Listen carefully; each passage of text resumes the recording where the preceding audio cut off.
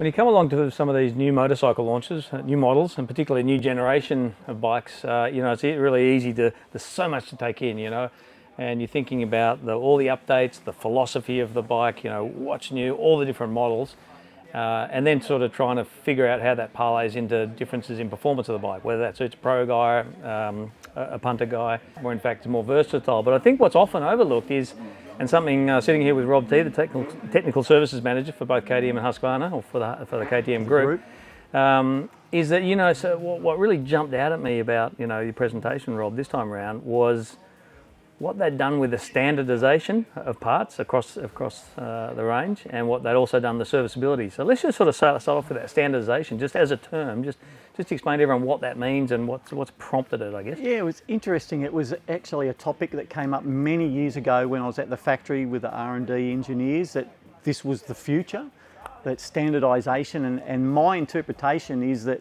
for us to continue developing motorcycles at the rate that our group does and offering those benefits at a price, they needed to standardise components that could be shared across all the capacities. So they really looked at what they could actually do to minimise the amount of manufacturing they have to do for each individual motorcycle or capacity and model.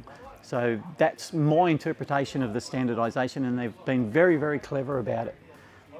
Well, you can imagine you go down a rabbit hole, right? You've got 6 or 7 models just with a motocross range for starters. So, let's take a couple of examples, for instance. Like I think the frames you said across the 6 models, you've got 3 different frames and I guess engine hangers.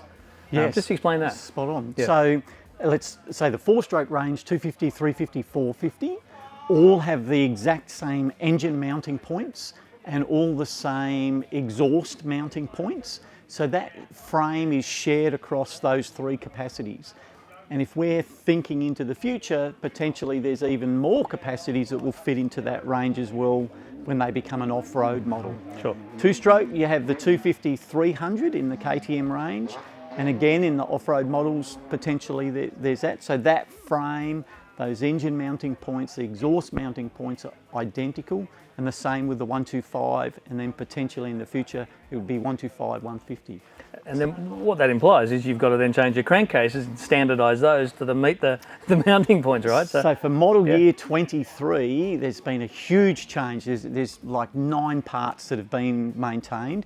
So to start that standardisation from model year 23 forward, it meant that pretty much every 4-stroke crankcase was reworked, especially the 450, because they wanted the 450 as compact as possible to fit into a frame that also carries a 250. So some incredible reworking this year.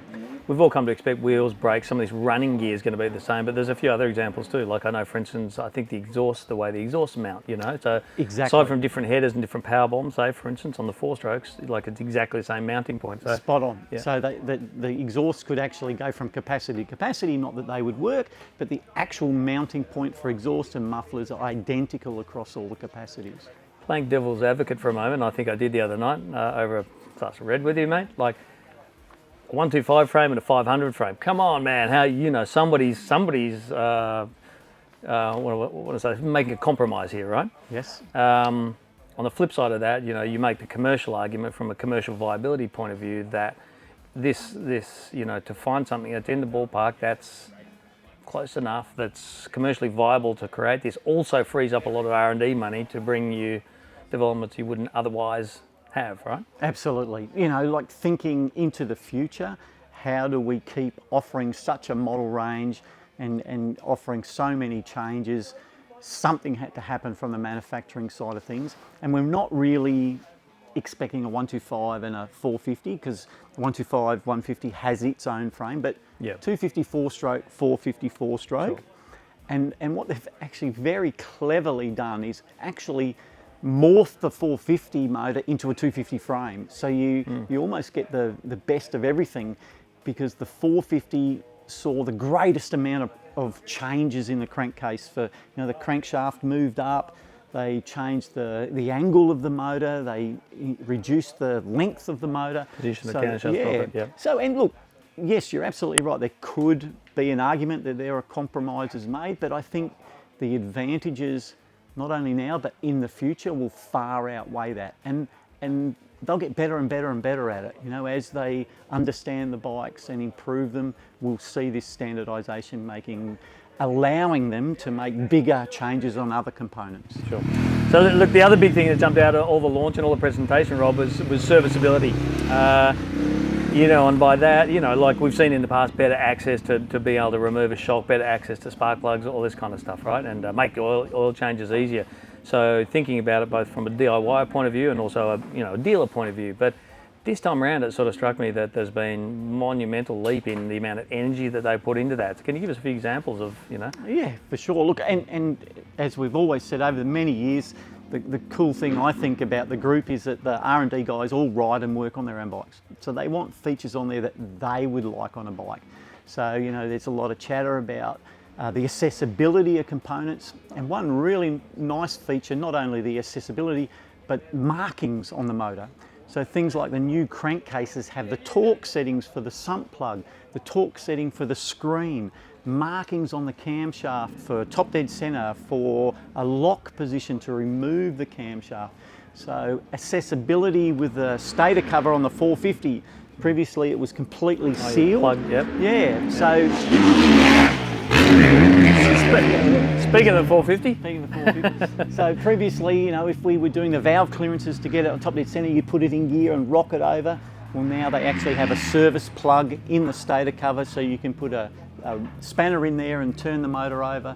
So they really think about, even the cam cover this year, the number of bolts have been reduced from 4 to 2, yep. And really nice and accessible from the front. The gasket, the way they've constructed the head, the half moons have gone from the gasket. Yeah, which was a potential risk that they could blow. And when you removed it, you always, you know, a bit of 3-bond, because there was always a potential weak spot for oil leakage. So a really nice flat gasket, so a lot more stability on the gasket. So they really think, you know, even talking about removing cam covers, you know, do the radiator hoses run over them? No, the radiators are really nice and neat. You can access the cam cover without removing the radiators or hoses. So. And a little bit more space now for, you know, to be able to take spark plug out. That was a bit of a, exactly. You thought you were going to bust the thing in half, right? Certainly with some of them, the 350 especially, the cylinder head was quite high compared to the backbone of the frame, so to remove the spark plug meant you actually bent the cap out of the way, and so much more clearance now. And the other thing that jumped out at me too, I think you were talking a bit about the oil galleries. You used to have some sort of brass jets, I guess, to, you know, for lubricating the engine. Now that's much different, right? Absolutely. So I think that shows their improvement in the way that they design the head, construct the head. So previously the oil galleries would be made in the casting of the head. They would be machined with a thread and a brass jet would be screwed in. And now the actual jet is actually manufactured or into the head, machined in the head, and it just eliminates an additional component that potentially could prove a problem down the track. A contaminant gets stuck in it. Exactly, yes. Yeah. Okay. Yeah. Mate, there's that 450 again. Let's also talk about one of the big key, I guess, one of the philosophies of the bike design. You know, it's referred to as anti-squat, but, you know, really just sort of take us through that concept. You know, we know that motorcycles squat, and that's inevitable when you're loading up the rear and gassing it, but just talk about what they've done with the combination of the engine tilt, the frame in particular, and the top shock mount, and the countershaft sprocket position relative to the swing arm pivot, etc. And what anti-squat actually means. Yeah, look, and I think it's feedback from around the world. The R&D guys, their understanding of the dynamics of a bike taking off from the start line, and so to give you the best opportunity to get a great start, you don't want the bike to squat initially, so then you have the ability that the bike will wheelie, or you have to carry so much weight over the front you get so much wheel spin. So to incorporate an anti-squat into the bike, they've actually moved the countershaft sprocket slightly down and closer to the swing arm pivot.